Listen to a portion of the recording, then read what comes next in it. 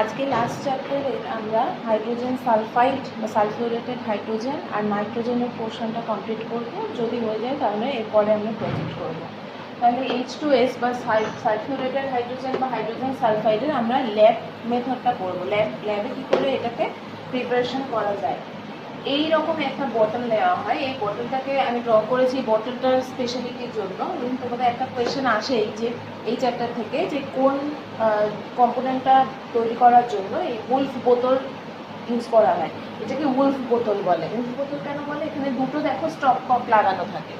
একটা stop ককে funnel attach করা থাকে, আরেকটা আউটলেট একটা পাইপ থাকে, ঠিক আছে, যেটা দিয়ে গ্যাসটাকে কালেক্ট করা হয় গ্যাস জারের মধ্যে। এটা হচ্ছে গ্যাস জার। তাহলে কী কী জিনিস লাগে আমার? প্রথমে ইনগ্রিডিয়েন্টস আমার দুটো জিনিস লাগে। একটা হচ্ছে ফেরাস সালফাইড, সেটা হচ্ছে তোমার সলিড, কালচে বাদামি ব্রাউনিশ ব্ল্যাক কালার, ওটা হচ্ছে সলিড। আর লাগে হচ্ছে ডাইলুট H2SO4 বা লঘু সালফিউরিক অ্যাসিড। এই দুটোকে জাস্ট মিক্সচার, এটা একটা কোনো হিটার মেথড না বা কিছু না, জাস্ট মিক্সচারে আমরা যখন মিশে যায় তখন সেটা বাতাসের চেয়ে ভারী হয়ে যায়। নর্মাল যে এনভায়রনমেন্টাল এয়ার তার থেকে এটার ওজনটা ওয়েটটা অনেক ভারী হয়ে যায়। হওয়ার ফলে কি হয়, এটাকে আমরা বাতাসে এখানে গ্যাস জারটার মধ্যে আমরা একে সংগ্রহ করতে পারি বাতাসের ঊর্ধ্ব অপসারণ দ্বারা। মানে উপরের দিকে বাতাসটাকে পাস করিয়ে দিয়ে আমরা এখানে গ্যাস জারে এখানে যা এয়ার থাকে সেটাকে আমরা পড়া বাতাসে দিয়ে যেহেতু ভারী, কোনো ভারী জিনিস এখানে পড়লে এয়ারটা অটোমেটিক্যালি আউটলেট হয়ে যাবে আর এখানে H2Sটা পড়বে আর এটাকে ঢাকা দিয়ে আমরা সরিয়ে নেব। এভাবে এটাকে কালেক্ট করা হয়, ঠিক আছে। তাহলে এটা হচ্ছে এটা lab method. FeS plus H2SO4, এটা সলিড, এটা অ্যাকুয়াস সলিউশন লঘু ডাইলুট, আর তৈরি হয়ে গেল FeSO4 প্লাস H2S। এটা সালফেট প্লাস সালফিউরেটেড হাইড্রোজেন বা হাইড্রোজেন সালফাইড। এটা গ্যাস অবভিয়াসলি, এটা অ্যাকুয়াস মিডিয়াম। এটা হচ্ছে তোমার ল্যাব মেথড। এবার H2S এর কিছু প্রপার্টিস আছে, যেরকম সাপোজ ধরো তোমাকে যদি H2S এর one of the main properties হচ্ছে বিজারণ ধর্ম বা রিডাকশন প্রপার্টি। অবভিয়াসলি এটা বিজারণ বা রিডাকশন প্রপার্টি আছে বলে গাঢ় H2SO4 মানে ডাইলুট না, যেটা ঘন, হ্যাঁ, গাঢ় H2SO4 বা HNO3 এই জিনিসগুলো এইটা ইউজ করার জন্য ব্যবহার করা হবে না, ঘন ইউজ করা যাবে না। আমরা যে ল্যাবরেটরি মেথডটা পড়লাম সেখানে আমরা দেখেছি লঘু H2SO4 ইউজ করতে হবে, মানে ডাইলুট সলিউশন অফ H2SO4 আমরা ইউজ করছি H2S প্রডিউস করার জন্য। কিন্তু এখানে গাঢ় H2SO4, ঘন H2SO4 বা নাইট্রিক অ্যাসিড এগুলো ইউজ করা যাবে না। কেন যাবে না? কারণ হলো এদের অক্সিডেশন প্রপার্টি আছে, যেটা এখানে অবভিয়াসলি এটার অপোজিট। তাহলে এটা কখনো এটার সাথে অ্যাটাচ হয়ে কখনো H2S দেবে না, ঠিক আছে, অন্য কোনো প্রপার্টি দেবে। বা এই অ্যাকচুয়ালি বলতে গেলে এই রিয়েকশনটা হবেই না, এই রিয়েকশনটা হবেই না। এছাড়া ধরো এই যে আমরা গ্যাস জারে ওইটাকে কালেক্ট করলাম গ্যাসটাকে, সেই গ্যাসটাকে অবভিয়াসলি কালেক্ট করার আগে শুকনো করে নেওয়া হয়। যখন ইউজ করব গ্যাস জারে কালেক্ট করার পর আমাকে কোনো একটা অন্য আমরা এতদিন যা কিছু প্রপার্টি পড়ে এসেছি, কেমিক্যাল রিয়েকশনগুলো পড়ে এসেছি, সেখানে দেখেছি গ্যাস শুকনো করা হয়। শুষ্ককরণ করার পর গ্যাসটাকে আমরা ইউজ করার জন্য পাই, ঠিক আছে, বলতে পারো একদম ঝাড়াই পোছাই করার পর জিনিসটাকে আমরা ইউজ করতে পারি। তো সেই রকম কালেকশন করার পর যেই জিনিসগুলো দিয়ে আমরা শুকনো করতে পারি না তাদের মধ্যে ওয়ান অফ দেম হলো পলিচুন বা CaO, ক্যালসিয়াম অক্সাইড। এছাড়াও আছে গাঢ় H2SO4, ঠিক আছে। এটা তো জানো এটা কেন হবে না, কারণ এদের অক্সিডেশন, এদের রিডাকশন প্রপার্টি আছে, সেজন্য হবে না। আর এর কেন ইউজ করা যাবে না একে শুকনো করার জন্য? কারণ হচ্ছে এটা হচ্ছে আম্লিক বা অ্যাসিডিক ইন নেচার। এখানে এই আমার ক্ষারীয় ইন নেচার। তাহলে আম্লিক আর অ্যাসিড, অ্যাসিড আর বেস এই দুটো মিলে কি তৈরি করে? সবসময় লবণ আর জল তৈরি করে। তাহলে এটা সল্ট প্রডিউস করবে আর জল প্রডিউস করবে, যেটা কখনোই অ্যাপ্লিকেবল না। আমরা এটাকে শুকনো করছি, তার মানে এর থেকে যা কিছু অন্য মেটেরিয়ালগুলো মিশে আছে এর মধ্যে যদি কোনো কিছু থেকে থাকে ইনগ্রিডিয়েন্টস, সেটাকে আমরা বাদ দিয়ে আমরা মেইন জিনিসটা কালেক্ট করবো। কিন্তু এখানে কি হচ্ছে না, নতুন একটা প্রপার্টি দেখা যাচ্ছে, এটা লবণ জল মিশে অ্যাসিড আর বেস মিশে আমরা সল্ট আর জল পাচ্ছি। অন্য দুটো জিনিস আরও নেক্সটটা প্রডিউস হয়ে গেল, তাই CaO এখানে ইউজ করা যাবে না, ঠিক আছে। এবার হচ্ছে এর কিছু ফিজিক্যাল আর কেমিক্যাল প্রপার্টিস আছে। তাহলে ফিজিক্যাল প্রপার্টিসের মধ্যে কি কি আছে? ফিজিক্যাল প্রপার্টিসের মধ্যে এর মধ্যে যে ইম্পর্টেন্ট প্রপার্টিগুলো আছে, হাইড্রোজেন সালফাইডটা আমরা অনেক আগে থেকেই জানি এর একটা বিশেষ গন্ধ থাকে। এটা স্মেলটা হচ্ছে পচা ডিমের মতো, রক্স এগের মতো, এর পচা ডিমের মতো গন্ধ। এটা কালারলেস, ওডারলেস, ঠিক আছে, ওডারলেস বলছি, কালারলেস বিষাক্ত। অবভিয়াসলি এটা কার্বন মনোক্সাইডের মতোই অনেকটা, মানে বিষাক্ত বলতে পারো। কার্বন মনোক্সাইড যতটা বিষাক্ত তার থেকে এর বিষাক্ত নেচারটা অনেকটা বেশি, কার্বন মনোক্সাইডের থেকেও এ বেশি বিষাক্ত। আচ্ছা, বাতাসের চেয়ে এর তোমার যে ঘনত্বটা, এই যে গাঢ়ত্বটা বাতাসের চেয়ে অনেক বেশি। সেটা কালেকশন করার সময় দেখেছি যে আমরা বাতাসকে এটা আউটলেট করে দিয়ে ও গ্যাসটারের জায়গাটা দখল করে নিয়েছে, মানে বাতাসের চেয়ে ভারী বেশি, বাতাসের চেয়ে ঘনত্বটাও অনেকটা বেশি। আর এই যে স্ফুটনাঙ্ক আছে সেটা মানে যে টেম্পারেচারে এটা ফোটে সেটা হচ্ছে 60.7 ডিগ্রি সেন্টিগ্রেড টেম্পারেচারে ওর স্ফুটনাঙ্ক। আর এর হিমাঙ্ক হচ্ছে মানে যেটাতে এটা সলিড হয়ে যায়, বরফ হয়ে যায়, সেটা হচ্ছে 85.6 ডিগ্রি। ঠিক আছে, মাইনাস অনেকটাই নিচে, অনেকটাই, দুটোই অনেকটাই নিচে। আর এটার আরেকটা বিশেষ যে প্রপার্টি আছে, ফিজিক্যাল প্রপার্টি, সেটা হচ্ছে যে সলিউবিলিটি বা দ্রাব্যতা, সেটা হচ্ছে তোমার মাঝামাঝি বা নর্মাল জল বা 0 ডিগ্রি টেম্পারেচারের জলে এটা কিন্তু গলে ভালো। নর্মাল জিনিসের ক্ষেত্রে আমরা কি দেখেছি, সলিড মেটেরিয়াল চিনি বলো নুন বলো গরম জলে তাড়াতাড়ি সলিউবেল হয়, ঠিক আছে, গলে বেশি। কিন্তু এর ক্ষেত্রে আবার যত উষ্ণ দিকে যাবে তত বেশি সলিউবিলিটিটা এর ডিক্রিজ করতে থাকে। এটা হচ্ছে, এটা একটা জেনারেল প্রপার্টির মধ্যে পড়ছে।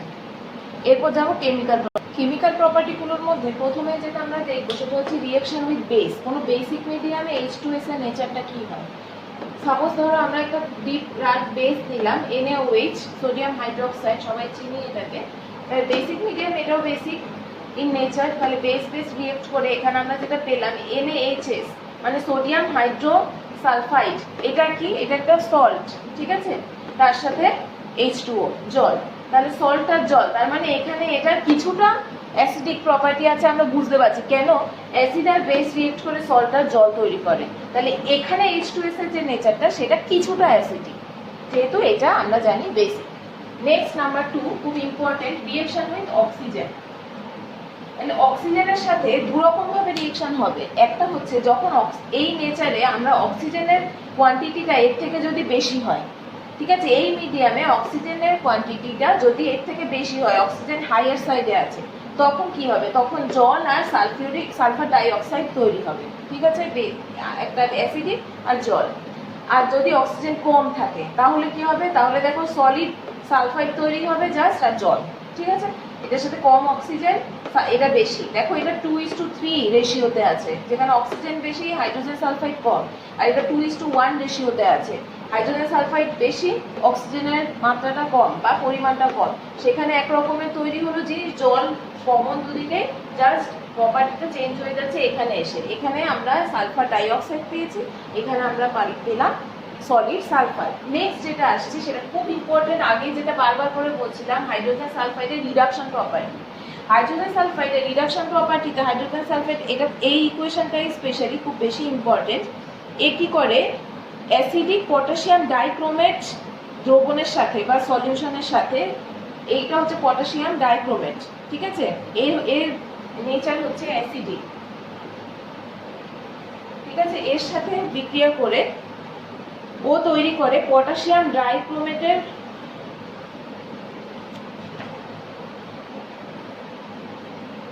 এটা কালার হচ্ছে অরেঞ্জ, কালারটা এখানে ম্যান্ডেটরি। তৈরি করে হচ্ছে তোমার সালফার, তার সাথে থাকবে সালফিউরিক অ্যাসিড, ঠিক আছে, এটা অ্যাকুয়াস মিডিয়াম।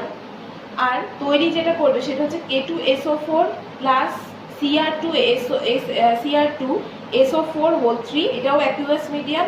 আর তার সাথে জল, তার সাথে সলিড সালফার।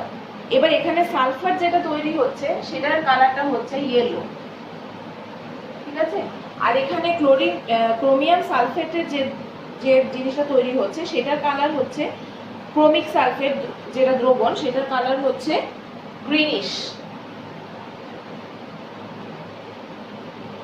ঠিক আছে। তাহলে এখানে কালারটা কেন ইম্পর্টেন্ট এবার বুঝতে পারছো।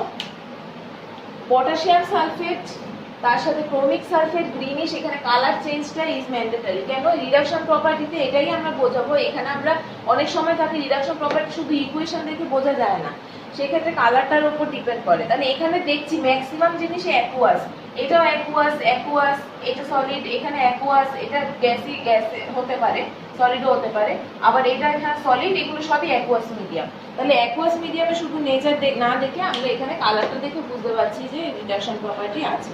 নেক্সট যে প্রপার্টিটা আছে এটা হচ্ছে প্রেসিপিটেশন হয়, সালফাইডের কিভাবে প্রেসিপিটেশন হয় এই নেচার।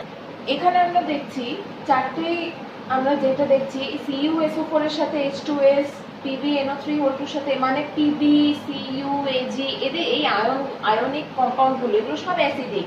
এখানে আমরা যা কিছু দেখছি এগুলো সব অ্যাসিডিক ইন নেচার, যারা H2S এর সাথে এখানে রিঅ্যাকশন করছে। তাহলে এই সবগুলো অ্যাসিডিক কম্পোনেন্টের সাথে, এটা লেড অ্যাসিটেট, এটা AgNO3, সিলভার নাইট্রেট, এটা লেড নাইট্রেট, এটা কপার সালফেট, এগুলো সবগুলো হচ্ছে acidic in nature R H2S সাথে আছে। সবার একটা কমন নেচার আছে, সবার সময়ই দেখছি আমরা একটা করে অ্যাসিড তৈরি হচ্ছে, ঠিক আছে, acidic acid, HNO3 nitric acid, nitric acid, sulphuric acid. আর এখানে যে মেটালটার আমরা সালফেট লবণ বা নাইট্রেট লবণ নিচ্ছি, এখানে সল্ট নিচ্ছি, সেই জিনিসটারই আমরা এখানে এলিমেন্টটা পাচ্ছি। আর সব কটা এলিমেন্টে একটা কালারেরই প্রেসিপিটেশন করবে, সেটা হচ্ছে ব্ল্যাক। ব্ল্যাক প্রেসিপিটেশন সবার করবে এখানে, এগুলো সব প্রেসিপিটেশন বা অধক্ষেপণ বিক্রিয়া, যেটাকে আমরা বাংলায় বলি, অধক্ষেপণ করবে। কালো রঙের এই জিনিসগুলোর অধক্ষেপণ করবে, যার যার নিচ্ছি তার তার ক্ষেত্রেই দেখো সবার, ঠিক আছে।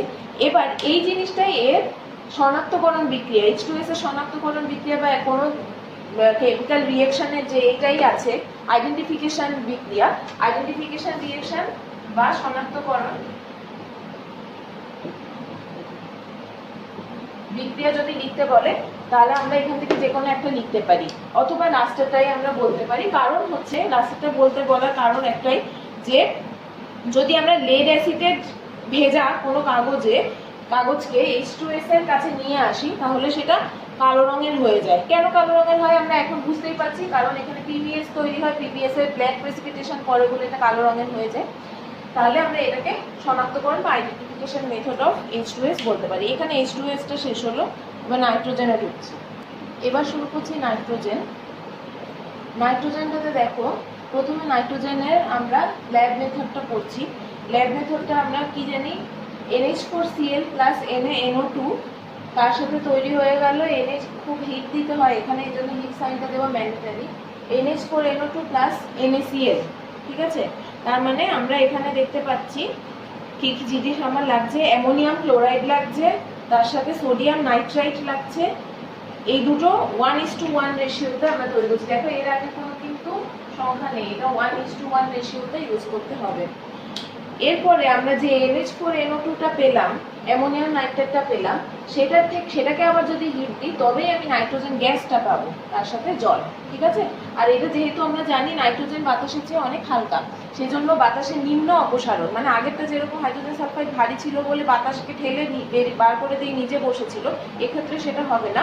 এক্ষেত্রে বাতাসকে উপরে রাখতে হবে, এই নিম্ন অপসারণ করে এটাকে নিতে হবে গ্যাসটারে, ঠিক আছে। নেক্সট আমরা যেটা জানবো সেটা হচ্ছে নাইট্রোজেনের কিছু ফিজিক্যাল প্রপার্টিস। কি কি ফিজিক্যাল প্রপার্টি আছে, এটা ওডার নেই, গন্ধ নেই, বর্ণ নেই, স্বাদ নেই, কালার নেই, কিছু নেই, ঠিক আছে। এটা একটা জাস্ট গ্যাস, নর্মাল একটা গ্যাস। আচ্ছা, এর যে ঘনত্বটা মানে গাঢ়ত্বটা ভারী যেটা, সেটা হচ্ছে বাতাসের থেকে কিছুটা কম, সেই জন্য এটাকে আমরা নিচে বাতাসটাকে ঠেলে ফেলে দিয়ে এটাকে আমরা কালেক্ট করতে পারি না। আচ্ছা, জলে এটা খুব সামান্য পরিমাণ সলিউবেল বা দ্রাব্য, অল্প সলিউবেল। আর এটার স্ফুটনাঙ্ক হচ্ছে -195.8 ডিগ্রি সেলসিয়াস স্ফুটনাঙ্ক। আর এটার হিমাঙ্ক হচ্ছে, মানে যেটাতে বরফ হয়, সেটা হচ্ছে -209.8, দুটোই ওর থেকে অনেকটাই বেশি ডিগ্রি সেলসিয়াস, দুটোই মাইনাসে, ঠিক আছে। এবার আমরা এটার কেমিক্যাল প্রপার্টিস গুলো দেখছি। আমরা জানি, আরেকটা জিনিস জানি, যে নাইট্রোজেনের যে গঠনটা আছে, নাইট্রোজেনের 3টে বন্ড, ঠিক আছে। N2 হচ্ছে 3টে বন্ড, কেমিক্যাল বন্ডিং করানোর সময় বলেছিলাম নাইট্রোজেনের 3টে বন্ড থাকে এর মধ্যে, এটা সমযোজী, ঠিক আছে, কোভ্যালেন্ট বন্ড। এবার এই কেমিক্যাল প্রপার্টিস গুলো আমি একটু কাছ থেকে দেখানোর চেষ্টা করছি। এর যে কেমিক্যাল প্রপার্টিসগুলো আছে এগুলো দেখো। ফার্স্টে কেমিক্যাল প্রপার্টি আছে একটা রিয়েকশন উইথ হাইড্রোজেন, হাইড্রোজেনের সাথে এটা যে বিক্রিয়া, এটা আমরা অনেকে খুব কমন একটা এটা reaction N2 plus 3H2 2NH3 plus hit, ঠিক আছে। N2 নাইট্রোজেন, তার সাথে হাইড্রোজেন বিক্রিয়া করে তৈরি হয়ে গেল অ্যামোনিয়া, তার সাথে অনেকটা হিট। এমজির সাথে নেক্সটটা নাম্বার 2, এমজির সাথে রিয়েকশন মানে ম্যাগনেসিয়ামের সাথে রিয়েকশন, সেটা 3Mg প্লাস N2 Mg3N2, ঠিক আছে, ম্যাগনেসিয়াম নাইট্রেট তৈরি হচ্ছে। আচ্ছা, আগেরটার জন্য একটা ইম্পর্টেন্ট জিনিস যেটা, সেটা প্রোমোটার বা উদ্দীপক যেটাকে আমরা বলি। সেখানে উদ্দীপক তৈরি যেটা ইউজ করা হচ্ছে সেটা হচ্ছে পটাশিয়াম অক্সাইড আর অ্যালুমিনিয়াম অক্সাইডের একটা মিক্সচার। এটা হচ্ছে এখানে প্রোমোটার হিসেবে ইউজ করা হয় নাম্বার 1টাতে, ঠিক আছে। নেক্সট যেটা আছে ম্যাগনেসিয়ামের এক্ষেত্রে নাইট্রাইডের এই যে Mg3N2, এটা একটা পাউডার, ঠিক আছে, পাউডারের মতো, এটাকে পাউডার পাওয়া যায়। এটা ইয়েটার স্পেসিফিকেশনটা হচ্ছে, এটার কালারটা হচ্ছে ইয়েলোইশ, একটা মানে যেরকম তোমার লাইটের কালারটা যেরকম ইয়েলোইশ, সেই টাইপের ইয়েলোইশ এটার কালারটা, ঠিক আছে। নেক্সট যেটা খুব ইম্পর্টেন্ট, ক্যালসিয়াম কার্বাইডের সাথে বিক্রিয়া। আমরা নাইট্রোলিম বলে যে সারটাকে জানি, সেই নাইট্রোলিম তৈরি করা হয় কিভাবে, CaC2, এটা ক্যালসিয়াম কার্বাইড, এটা সলিড, তার সাথে নাইট্রোজেন। হিট টেম্পারেচারটা খুব ইম্পর্টেন্ট, ভালো করে দেখো, 1100 ডিগ্রি সেলসিয়াস, 1100 ডিগ্রি সেলসিয়াস। যেটা তৈরি হলো সেই পুরো মিক্সচারটার নামই কিন্তু nitrolim. NCN plus C carbon, আর তার সাথে CaNCN, ঠিক আছে, ক্যালসিয়াম নাইট্রাইট কার্বনেট। এটার পুরো যে ক্যালসিয়াম সায়ানামাইড বা এটার নামটা CaNCN, এই পুরো মিক্সচারটাকে একসাথে নাইট্রোলিম বলা হয়, শুধু CaNCNটাকে নয় কিন্তু, ঠিক আছে, উইথ কার্বন। এবার যে আইডেন্টিফিকেশন যে ইকুয়েশন যেটা পড়তে হবে সেটা হচ্ছে Mg3N2 পাউডার যেটা তৈরি হয়েছিল সেটা, তার সাথে যদি আমরা জল দিয়ে ওটাকে ফোটাই, হিট দিই, তাহলে যেটা তৈরি হবে ম্যাগনেসিয়াম অক্সাইড প্লাস অ্যামোনিয়া। দেখো দুটোই আমাদের, একটা হচ্ছে ম্যাগনেসিয়াম অক্সাইড, একটা বেসিক জিনিস তৈরি হয়েছে, আর তার সাথে অ্যামোনিয়া তৈরি হচ্ছে। এখান থেকে আমরা এটাকে আইডেন্টিফাই করতে পারি। নেক্সট যেটা খুব কমন, আমরা এটা লাইফ সায়েন্সের লাস্ট চ্যাপ্টারটাতেও পড়েছি, নাইট্রোজেন ফিক্সেশন। নাইট্রোজেন ফিক্সেশন কাকে বলে আর ফ্রি নাইট্রোজেন কাকে বলে? ফ্রি নাইট্রোজেন হচ্ছে যেটা এয়ারে আমরা এনভায়রনমেন্টে জেনারেলি পেয়ে থাকি, সেটাকে আমরা ফ্রি নাইট্রোজেন বলে থাকি। আর ফিক্স নাইট্রোজেন বা নাইট্রোজেন ফিক্সেশন করা মানে হচ্ছে কোনো একটা কম্পাউন্ডের মধ্যে নাইট্রোজেনটাকে ঢোকানো, বাতাসের যে নাইট্রোজেনটা ঘুরে বেড়াচ্ছে সেটাকে কোনো কম্পাউন্ডের মধ্যে ঢোকানো, ফিক্সড করা, সেটাকে নাইট্রোজেন ফিক্সেশন বলে। তাহলে প্রথমে আমরা জানি, এটা তোমরা পড়েছো, আবার আমি একবার বলে দিচ্ছি জাস্ট আউটলাইনটা। প্রথমে নাইট্রোজেন থাকে বাতাসে, তার থেকে আমরা ওই নাইট্রোজেনটার সাথে বাতাসে অক্সিজেনের একটা রিয়েকশন হয়, তৈরি হয়ে যায় NO নাইট্রিক অক্সাইড। তারপর NOর সাথে আবার বাতাসের অক্সিজেনের একটা বিক্রিয়া হয়, তৈরি হয়ে যায় 2NO2 বা NO2 নাইট্রোজেন ডাইঅক্সাইড। বৃষ্টি পড়ে, আর ওই যে প্রথম যেটাতে তোমার প্রোমোটার বা উদ্দীপক যেটা, সেটা হচ্ছে থান্ডার বা বজ্রপাত, ঠিক আছে। এরপর বৃষ্টি হয়, বৃষ্টি হওয়ার ফলে কি হয়, ওই অ্যাসিডগুলো ধুয়ে মাটিতে পড়ে। মাটিতে পড়ার পর তারা যে জলের সাথে যে বিক্রিয়াটা করে মাটিতে যেইভাবে পড়ে, সেটা হচ্ছে HNO3 নাইট্রিক অ্যাসিড আর HNO2 নাইট্রাস অক্সাইড। এইভাবে ওরা মাটিতে পড়ার পর ওইটা মাটিতে সলিউবেল হয়ে যাওয়ায় মাটির যে বেসগুলো থাকে বা ক্ষারগুলো থাকে তার সাথে মিশে যায়, তৈরি হয়ে যায়। এইটা অ্যাসিড, মাটিতে থাকছে বেস ক্ষার, তাহলে তৈরি হবে কি আমরা জানি, সল্ট। তাহলে সল্টটা মাটিতে সলিউবেল হয়ে গেল, ওরা মাটিতে ফিক্সড, ঠিক আছে। এটাকে জেনারেলি একটা ইকুয়েশনের মাধ্যমে লিখতে গেলে এইভাবে লিখতে পারো, N2 এয়ারে থাকছে, তারপরে NOর সাথে NO প্রডিউস করছে বাতাসে অক্সিজেনের সাথে মিশে, আবার NOটা বাতাসের অক্সিজেনের সাথে মিশে NO2 তৈরি করছে, সেই NO2টা আবার জলে ধুয়ে গিয়ে তার সাথে জলের সাথে বিক্রিয়া করে HNO2 আর HNO3 বিক্রিয়া করছে, সেটা মাটির সাথে মিশে সলিউবেল বেস এর সাথে মিশে সল্ট আর জল তৈরি করছে। এই হলো নাইট্রোজেন এখানে শেষ। আর নাইট্রোজেনে কিছু ইউজেস, যেভাবে সার হিসেবে ব্যবহার করা হয় বা কেমিক্যাল কী কী কম্পাউন্ডে ব্যবহার করা হয় সেইগুলো পড়তে হবে জাস্ট। এবার যেটা করবো সেটা হচ্ছে HCl, HNO3 আর H2S উপরে এই তিনটে ইন্ডাস্ট্রিয়াল প্রিপারেশন, ঠিক আছে, শিল্প প্রস্তুতি। মানে ল্যাবরেটরিতে এতক্ষণ পড়েছে এই তিনটে খুব ইম্পর্টেন্ট ইন্ডাস্ট্রিয়াল প্রিপারেশন, একটা না একটা আসেই। তাহলে HCl প্রথমে যেটা মানে প্রিপারেশনটা করবো, সেটাতে আমরা ইয়েটা দেখি, রিয়েকশনটা দেখি। এটাকে ইন্ডাস্ট্রিয়াল যে HCl, ওটা একটা নাম আছে, ওটাকে বলে মিউরিয়েটিক অ্যাসিড, ঠিক আছে। এটা তৈরি হয় কিভাবে, H2 প্লাস Cl2 HCl প্রথমে তৈরি হলো, সেই HClটার সাথে জল সেটাকে ডাইলুট করলে সেটাকে আমরা অ্যাকুয়াস মিডিয়ামে HCl পাই। প্রথমে যে HClটা তৈরি হয়েছে উপরের লাইনে যেটা দেখতে পাচ্ছ সেটা কিন্তু গ্যাসিয়াস মিডিয়াম, সেটাকে আমরা ওয়াটার সলিউশনে দিয়ে মিক্স করলে তবে আমরা ওয়াটার সলিউশনের HClটা পাবো, যেটাকে আমরা মিউরিয়েটেড অ্যাসিড বলছি। নেক্সট HNO3, এটার একটা ইন্ডাস্ট্রিয়াল নাম আছে, এটাকে বলে অ্যাকোয়া ফর্টিস। ঠিক আছে, এর তিনটে ধাপ আছে বা তিনটে স্টেপ আছে এই রিঅ্যাকশনটার। ফার্স্ট যে স্টেপটা সেটা হচ্ছে অ্যামোনিয়ার সাথে অক্সিজেনের রিঅ্যাকশন করা হয়, তাহলে এনও তৈরি হয় আর জল তৈরি হয়, তার সাথে কিছুটা হিট। সেই এনোটাকে নেক্সট আমরা নিয়ে আসছি নেক্সট স্টেপে, আবার অক্সিজেনের সাথে রিঅ্যাকশন, প্রত্যেকটা ধাপে কিন্তু অক্সিজেনের সাথে রিঅ্যাকশনটা হচ্ছে, তৈরি হয়ে যায় NO2 নাইট্রোজেন ডাইঅক্সাইড। আবার সেই NO2কে আবার অক্সিজেনের সাথে রিঅ্যাকশন করছি, অনেকটা ক্লোরিনের যে প্রতিস্থাপন বিক্রিয়াটা আমরা করেছিলাম অনেকটা তার মতো। আবার সেটাকে ডাইলুট মিডিয়ামে জল দিয়ে করলে আমরা HNO3 ফাইনালি পাই। আর নেক্সট যে থার্ড যে স্টেপটা দেখছো ওখানে আমি অর দিয়ে আবার একটা লিখেছি, হয় এটা হয় নয় এটা হয়। এটার এটার মধ্যে একটাই পার্থক্য আছে, এই যে HNO3টা আছে তার সাথে অন্য কিছু প্রডিউস হচ্ছে না, কিন্তু এখানে দেখো একটা NO প্রডিউস হচ্ছে, এই NOটাকে আমরা ফার্দার অন্য কাজে ইউজ করতে পারি। সেই জন্য নিচেরটা বা উপরেরটা যে কোনো একটা রিঅ্যাকশন তোমরা করতে পারো। করবো সেটা হচ্ছে H2SO4 এর ইন্ডাস্ট্রিয়াল মেথড প্রিপারেশন। প্রথমে কি করা হয়, এটা চারটে স্টেপ আছে, খুব কনসিয়াসলি দেখো। প্রথমে সালফার, সলিড সালফারের সাথে অক্সিজেনের রিঅ্যাকশানে SO2, খুব সিম্পল, এটা গ্যাস। এই গ্যাস লিকুইডগুলো মেনশন করার খুব ম্যান্ডেটারি। এবার SO2টাকে নিয়ে যাওয়া হলো আবার অক্সিজেন গ্যাসের সাথে, এটা রিঅ্যাকশান হলে এটা একটা দেখো উভমুখী বিক্রিয়া, ঠিক আছে, বোথ ওয়ে অ্যারো আছে, তাহলে তৈরি হয়ে গেল সালফার ট্রাইঅক্সাইড। ঠিক আছে, তার সাথে হিট প্রডিউস হচ্ছে। এবার এই মেইন কম্পোনেন্ট সালফার ট্রাইঅক্সাইডকে নেক্সট নিয়ে আসছি, সেটাকে আমরা লিকুইড মিডিয়ামের H2SO4 এর সাথে রিঅ্যাকশন করাবো, তৈরি হয়ে যায় যে জিনিসটা সেটা হচ্ছে H2S2O7, এর নাম হচ্ছে ওলিয়াম। ঠিক আছে, এই ওলিয়ামের সাথে জল মেশালেই হয়ে যাবে অ্যাকুয়াস মিডিয়ামের H2SO4। ঠিক আছে, এবার এই ফিউমিং H2SO4টা কি জিনিস বা ধূমায়মান সালফিউরিক অ্যাসিড কাকে বলে? সালফার ট্রাইঅক্সাইডকে যদি আমরা 98% H2SO4 দিয়ে বিক্রিয়া করি তাহলে আমরা যে ওলিয়াম বা পাইরোসালফিউরিক অ্যাসিড পাই তাকে বলা হয় ধূমায়মান সালফিউরিক অ্যাসিড বা ফিউমিং H2SO4। আমি আবার বলছি, সালফার ট্রাইঅক্সাইডকে 98% H2SO4 দিয়ে যদি আমরা শোষণ করি, বিক্রিয়া করি, তাহলে আমরা যে সালফিউরিক পাইরোসালফিউরিক অ্যাসিড বা ওলিয়াম পাই, ওলিয়ামের একটা নাম আছে পাইরোসালফিউরিক অ্যাসিড, তাহলে তাকে বলা হয় ধূমায়মান সালফিউরিক অ্যাসিড বা ফিউমিং H2SO4। ঠিক আছে, এটার ইউজটা কি? এটার একটা ইউজ সালফোনেটিং এজেন্ট হিসেবে বিভিন্ন অর্গানিক যে বিক্রিয়াগুলো হয়, জৈব বিক্রিয়া, সেগুলোতে এটা সালফোনেটিং এজেন্ট হিসেবে ব্যবহার করা হয়।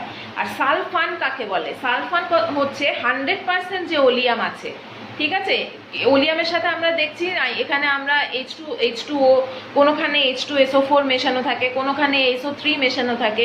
যদি 100% ওলিয়াম হয়, মানে ওখানে কোনো কিছু মেশানো থাকছে না, পিওর ওলিয়াম, তাকে বলা হয় সালফান। ঠিক আছে, পুরো সালফেটিং এজেন্ট। এবার আরেকটা জিনিস যেটা আমরা জানবো সেটা হচ্ছে অ্যাকোয়ারিজিয়া কাকে বলে। অ্যাকোয়ারিজিয়া হচ্ছে খুব ডিপ মিডিয়ামের, মানে গাঢ় HNO3 নাইট্রিক অ্যাসিড আর গাঢ় HCl মানে হাইড্রোক্লোরিক অ্যাসিড, এই দুটো যদি 1:3 ভলিউমে মেশানো হয় এটাকে বলা হয় অ্যাকোয়ারিজিয়া। HNO3 নিতে হবে 1 রেশিওতে, গাঢ় HCl নিতে হবে 3 রেশিওতে, 1:3 রেশিওতে এই দুটো অ্যাসিড যদি মেশানো হয় তাহলে একে বলা হয় অ্যাকোয়ারিজিয়া। ঠিক আছে, এখানেই চ্যাপ্টারটা শেষ হলো।